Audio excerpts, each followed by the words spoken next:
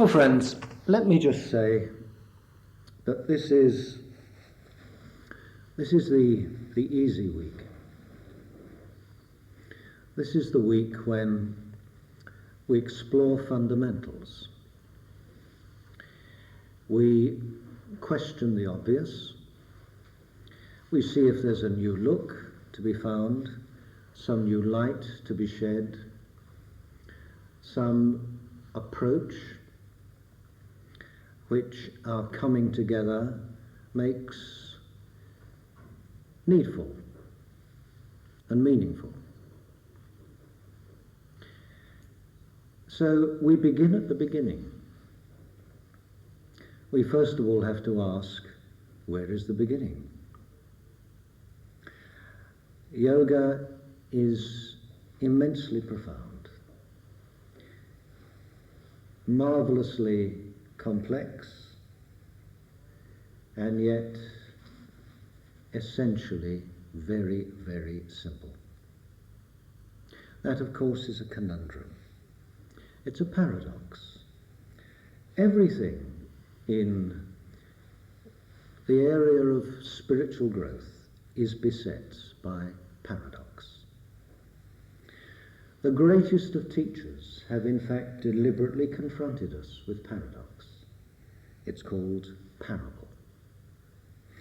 And the wisdom of all the ages contains marvelous stories which are rich in paradox, in symbolism, in the most evocative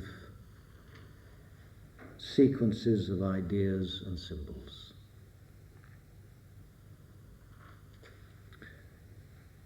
Now, we are beginning at the beginning. What is the beginning? For us, the beginning is the unique situation of our civilized condition at the end of the 20th century, and of great importance to very many people, and many of those here tonight, maybe all of those here tonight, is the immeasurably ancient teaching of yoga. And it has to be brought into relationship with the unique conditions of today. This means that of necessity, we must discover for ourselves what is the meaningful, the effective, the creative development in yoga for us in the here and now. Now, I'm deliberately reverting to a very ancient word. The word is Soma. This is Easter time. Easter was not invented by Christianity. Easter had a meaning to very ancient mankind that was profound and meaningful, and the Christian era gave it new impetus, a new richness. But the meaning goes far, far back, beyond 2,000 years ago. Now, today we have to ask, what is resurrection? What is restitution? What is healing? What is regeneration? What is yoga saying to us about regeneration, resurrection? The restoring of humankind to its full potentiality. And this restoration, this discovery, this development, this resurrection, has to take place in the here and now, in the unique conditions of human beings like ourselves. It has to take place within ourselves. And the means of its discovery is this human instrument in relationship with the earth and the cosmos. Nothing is separate. All is one. All potentiality exists here, within the human entity. All unfolding can only come from here, within the human entity. But that human entity must be in balance, must be in right relationship with itself, must be true to itself. Essentially, this means it must become itself. It must become its full potential.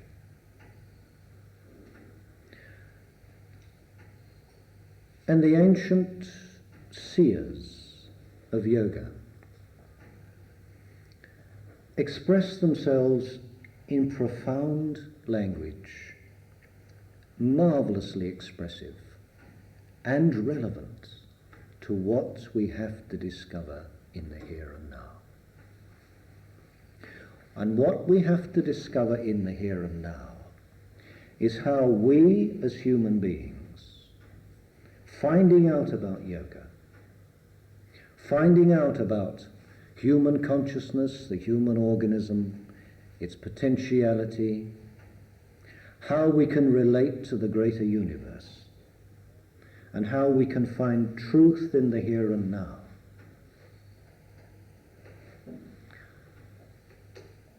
How do we and our difficulties, our problems, our limitations, whether real or imagined,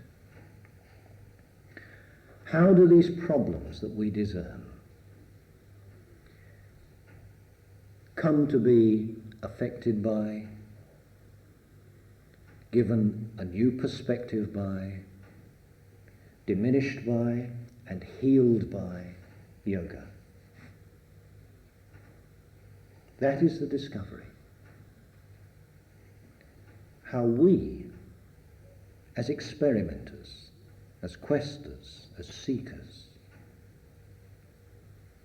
can make it not just meaningful, but truly alive in the here and now.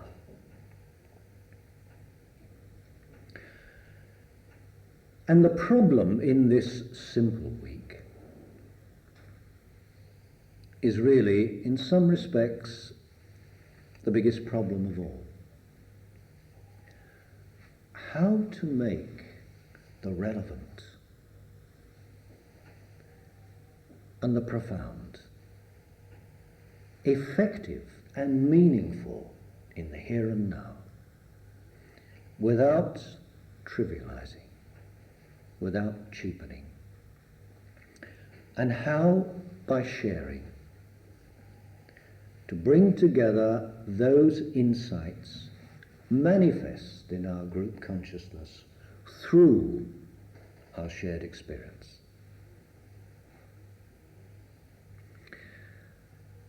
We're using an ancient word. We're using the word Soma. The word Soma is possibly evocative of the most ancient teaching of resurrection in the human story. It's impossible to say whether the Vedic Indians presented human consciousness with its first manifestation of resurrection teaching in the form of Soma, or whether it was ancient Egypt in its mythology presenting a wisdom, presenting, no doubt, a profound initiation process. In the story, the great parable of Isis and Osiris, that's a resurrection teaching. Something approaching a theology was therefore probably developed earliest in ancient Egypt. But the imagery, a tremendous, powerful impetus to human understanding contained in the Rig Veda, is maybe even more ancient. And it's all about resurrection. It's all about restoration. It's all about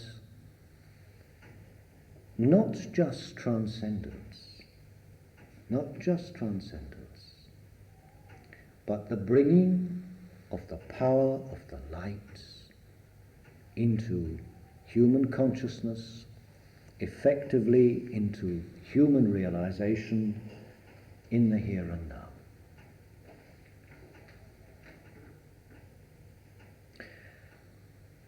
To the ancient mind, the word and the action that meant breath and breathing was profoundly significant because it also meant spirit. It also meant the living power within the human organism. And our approach to yoga is to make, in this week, if we can, one which takes posture and the breath action and makes them of equal importance, equal validity, and equal simplicity, and equal effectiveness. Bringing the action into the breath, bringing the breath into the action, and fusing the two with consciousness. Consciousness of head and consciousness of heart. Bringing together the fullness of the human organism.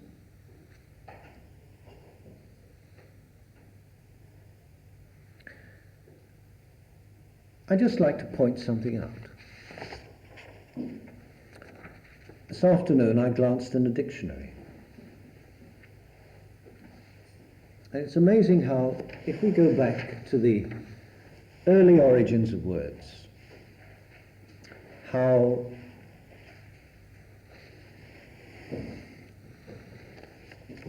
we're struck by what the early usage was saying to us. But let's first look at this word Soma.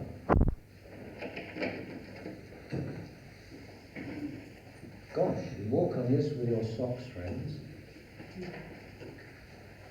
It's a little unstable. As I say, we're calling it Soma Yoga.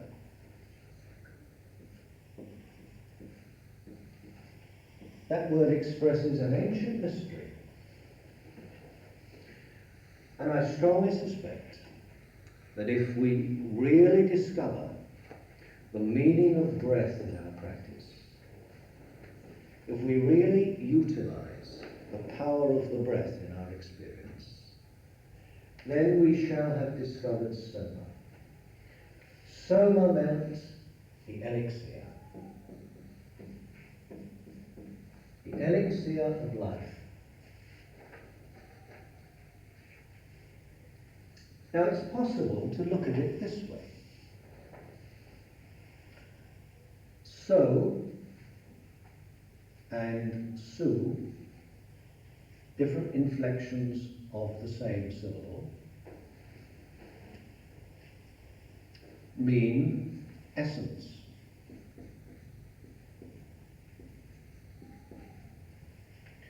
Or juice.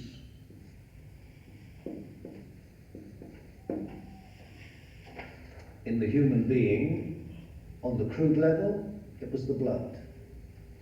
On the subtler level, it was the power that works in the breath, the cosmic energy working in the breath. Now this essence is related to the word essential.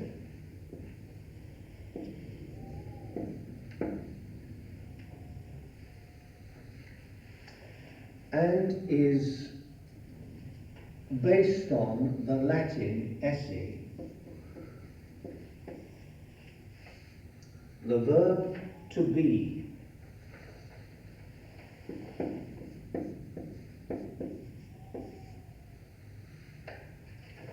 So already we see that the elixir, which is the essence, is the essential, is being, life itself, the state of being. Are you with me?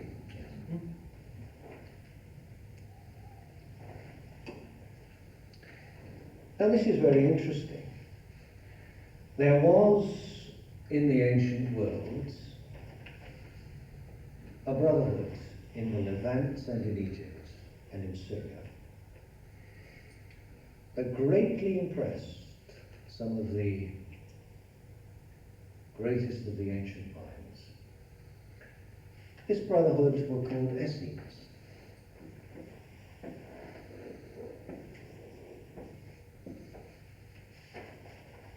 Now, oddly enough, this Jewish monastic organization, known as Essenes, this was not a Hebrew word. It was a Greek word. It derived from the Greek essenos,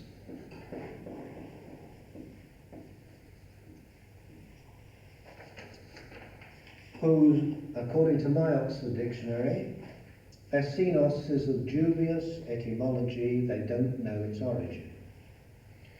But the Essenes was a Greek name, not a Semitic word. I beg your pardon, not a Hebrew word. Having said that, the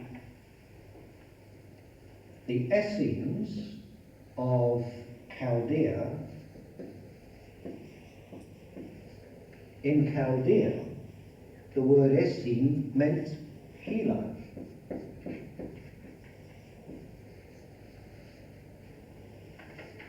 So we see how the elixir, the essence, and the state of being is related to healing, restoration, resurrection.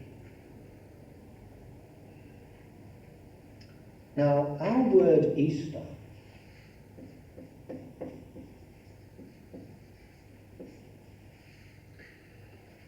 derives from the name of a pagan Germanic pre-Christian goddess, whose name is usually transliterated as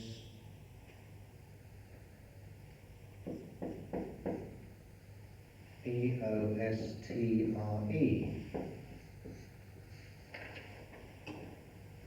Istra, Ustra, goddess of the dawn, the coming of the great light.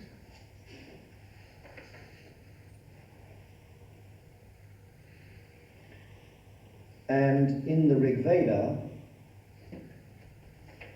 the same manifestation was called Ushas, the goddess of the dawn, the bringer of the light.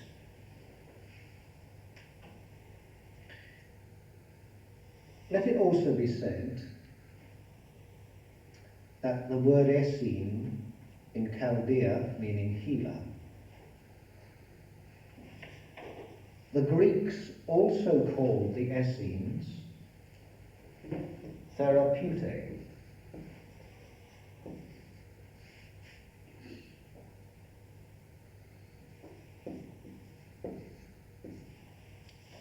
meaning healer.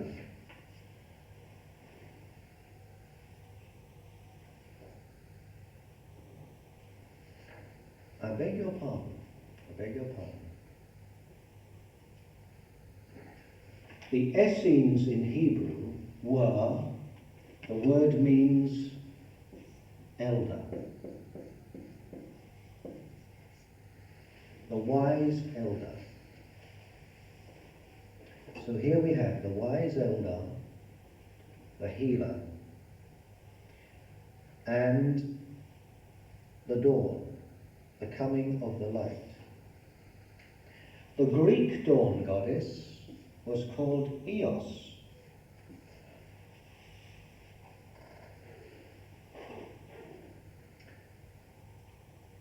And I'm offering the thought, friends,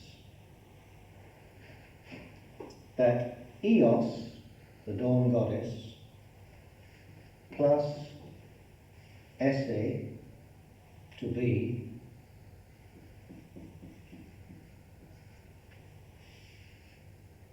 put the other way around that is, gives us Essenos.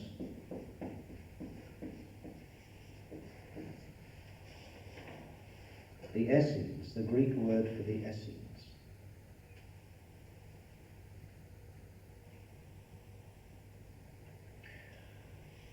I'm bringing this together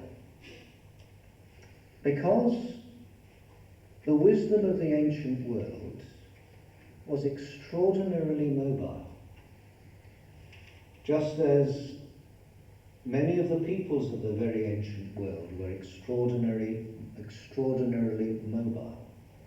There was a great traffic, not just in commerce, but in wisdom. A great need, not just for economic gain, but also for wisdom. Now, there are two very important syllables in the ancient Vedic language that are closely related.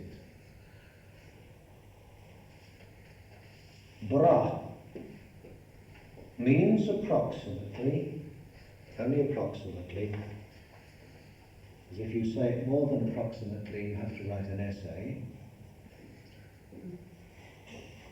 It means impulse. Impulse.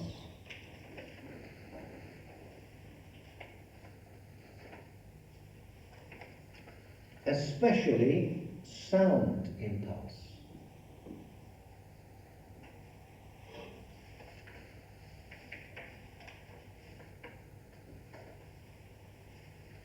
Pra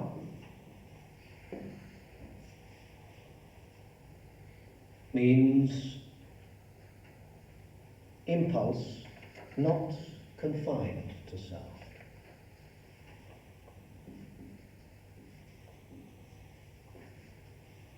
Wisdom impulse. Now, an or ana means breath.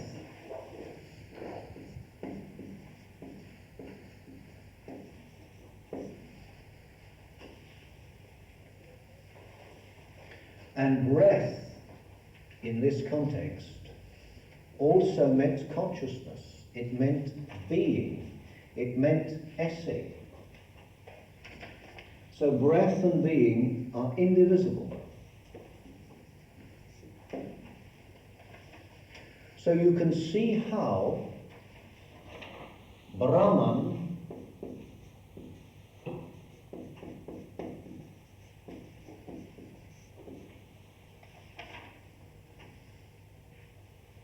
in its original usage, Brahman meant the sound impulse, the great mantra that sustained the universe. Theologically, it developed other connotations later in the history of Indian philosophy, but that's its original Rig Vedic meaning. And we're going back to these origins.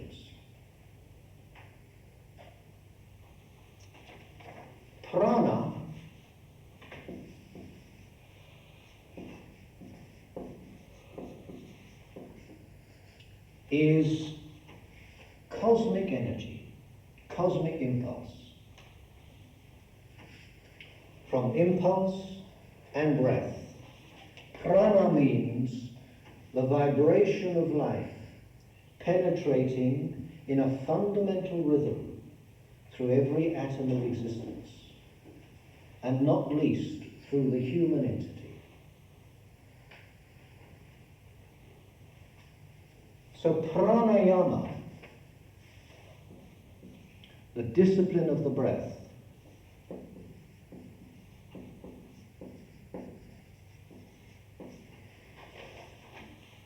is intrinsic to the realization of the meaning of yoga. Pranayama. Linked with that, there is another word. One could say prana means vibration,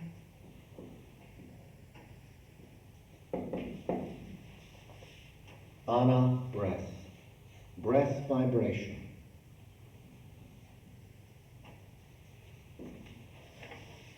The life force is working through the breath as it fuses with consciousness as it's part of yoga. Now another word is pranava.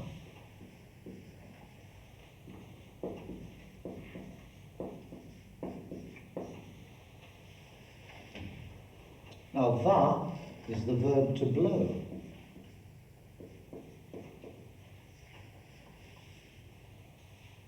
And prana we have already looked at.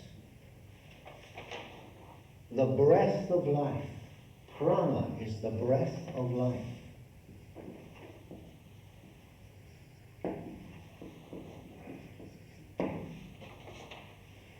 Prana is the breath of life. Pranava is the chanting of the primal mantra, which is Om. So, the making of the primal mantra, the Om, is part of pranayama, part of the breath discipline. Another word we should bear in mind is prajna,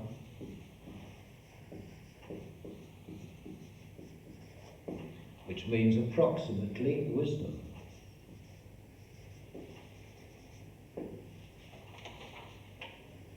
Bra, pra, ana, pranayama, pranava. And there's a very familiar position. Pranamasana.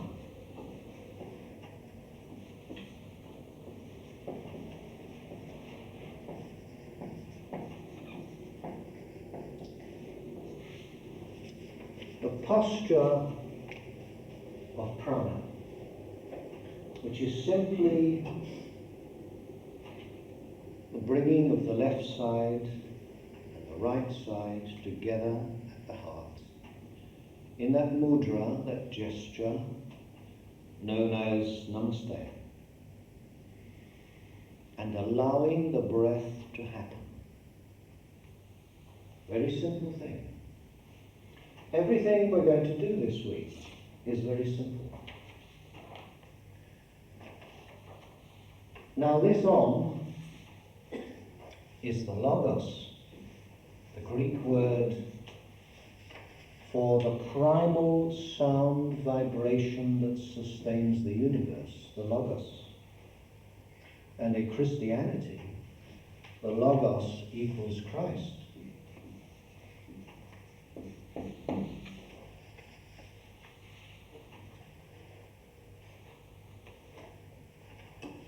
Literally, Om means all. In Sanskrit, Om, a primal vibration that permeates all things. It means all. It's very interesting. One of the profoundest sayings of Jesus. when he was being pestered by his disciples in their most childish mode, Lord, who is the greatest among us? He said, he is greatest among you, who shall become the servant of all. Now the Gospels were written in Greek.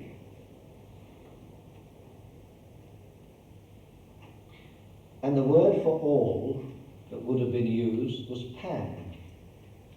And that doesn't mean that funny little gnome-like god figure in Greek mythology. It's the philosophic usage, meaning the on. So here you have a curious double meaning.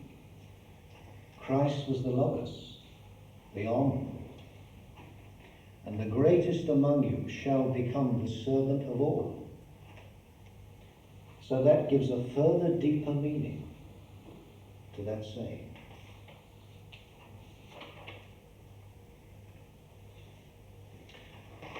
And what I'm coming round to saying, friends, therefore, at this time, at this Easter time, is that Soma Yoga, as we're calling it,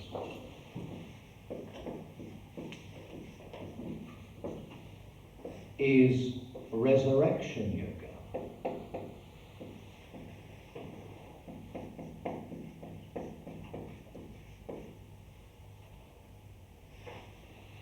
Soma yoga is resurrection yoga. One could expand greatly on this theme. Don't worry, we're not going to. And show that the resurrection teachings and the quest for the elixir, the quest for that harmony of being that liberates human understanding from its egocentric containment and lets the life of the universe unite and manifest in humankind. That is an eternal quest, discernible in all the major, very ancient cultures. The resurrection teaching is there. The meaning of the Soma is as much pertinent, relevant, necessary for us in the here and now as it ever was at any time. We can go further. Surely there's a great difference in all the ancient cultures. The quest for wisdom, the pursuit of transcendental things, was limited to a tiny proportion of privileged humanity.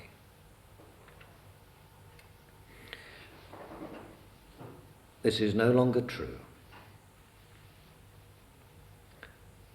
The meaning of yoga, the meaning of this approach to resurrection, to realization, to restoration, regeneration, is something which everyone can experience, can begin to set in motion, can begin to partake of.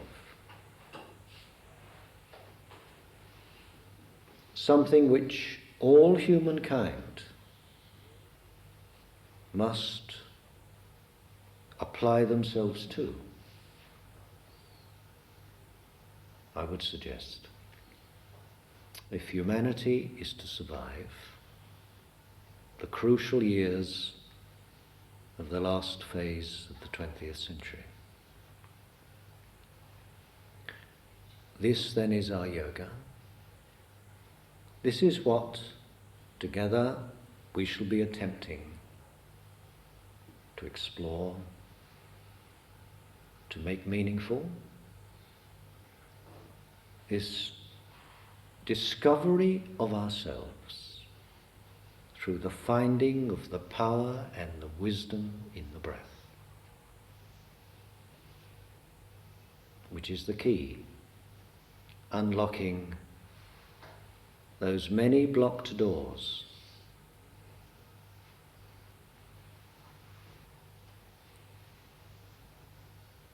that exist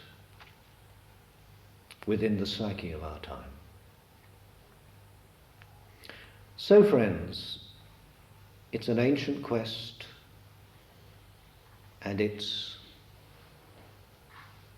a new situation. We are the questers, we are the experience, we are the experiment. We could make it so that we become part of that process, which is the light, the life, the truth, and the way. For this to happen, resurrection must be born in us. It can happen.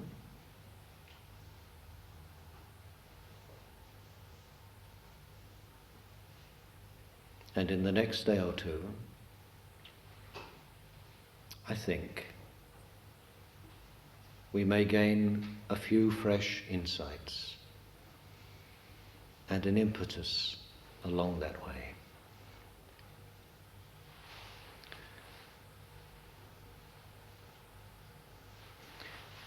Are there any observations or questions, friends, arising from that? As I said earlier, my intention was to attempt to make it as simple as possible.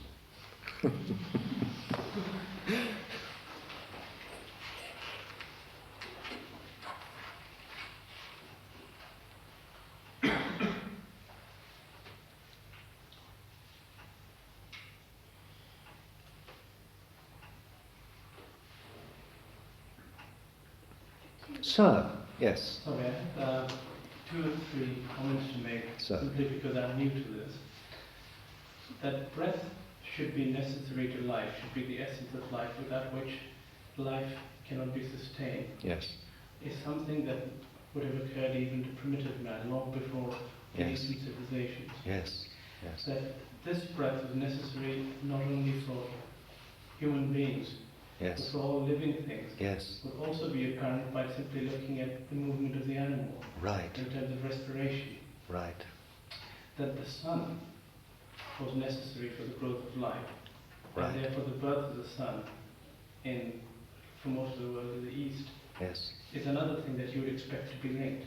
Yes. If, as many linguists believe, Sanskrit is the mother of the Indo-Aryan languages, right, you should expect to find in languages like Greek and German words that have their origin or have similarities with the ones in Sanskrit. Yes. Yeah? Yes. So to that extent you would expect these things to be linked. What I would like to know is whether there is any kind of mystery or linkage beyond what we would expect from the origin of these things. From the origin of the idea of breath being linked to life, breath necessary for all life, and the sun also necessary for life, arising in the East.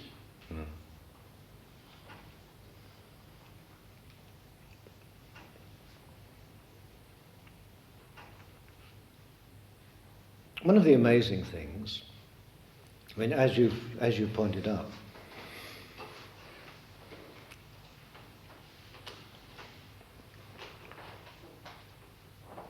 there was an original, so the philologists tell us, an original Proto-Vedic language,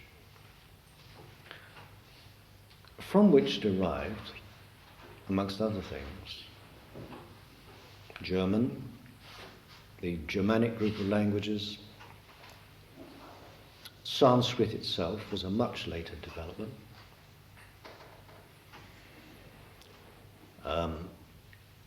The Armenoid group of languages, the Slav group of languages, Latin and Greek, etc.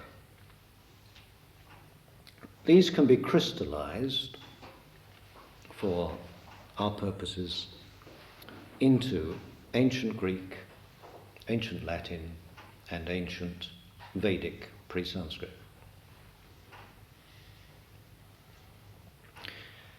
One of the incredible things that archaeology has revealed is the amazing mobility of ancient humanity. Possibly both ways. Possibly both ways, not just from the Caucasus to the east, but the other way as well. In fact, there's quite a cogent argument by the learned compiler of this considerable tome, who says, who offers the thought that the people referred to in the Rig Veda as the Panis, and the experts don't quite know what the Panis are in fact the Punis. And the Punis was the word by which the ancient Phoenicians were known. Phoenician was the name given them by the Greeks, but they knew themselves as the Punis. And our learned author here offers the thought that in fact the ancient Phoenicians came from India. And of course the Phoenicians had a tremendous effect on the ancient world in many ways, but that's not something we ought to go into now. But let us just home in on this fact, that in all the major ancient languages there was the same word for breath and spirit. In Sanskrit, Atman, which later came to mean spirit, more specifically, in its original Rigvedic meaning meant breath or breathing.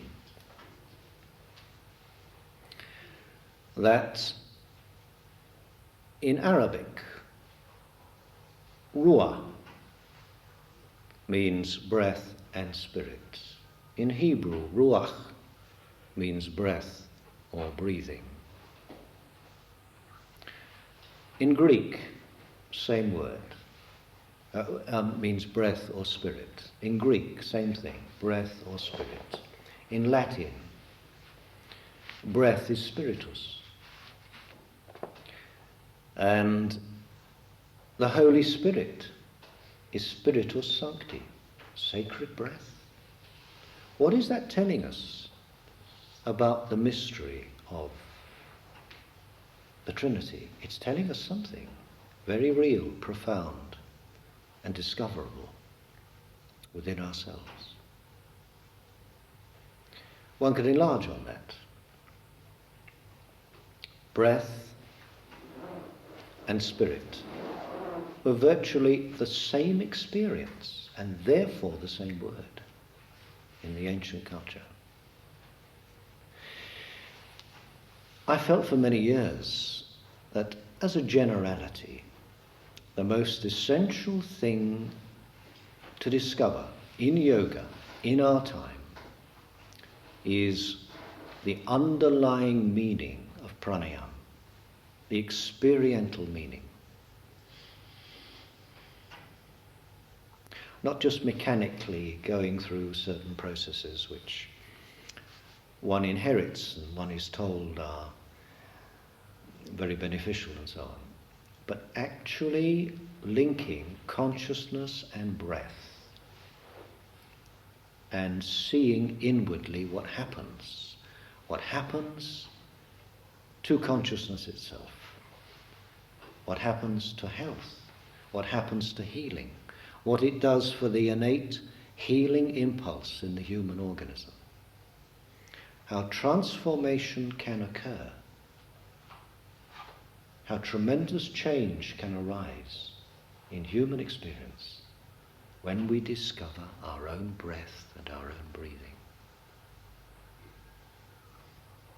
Friends, we've had a bigger basinful than I intended tonight, so let's summon the tea, shall we?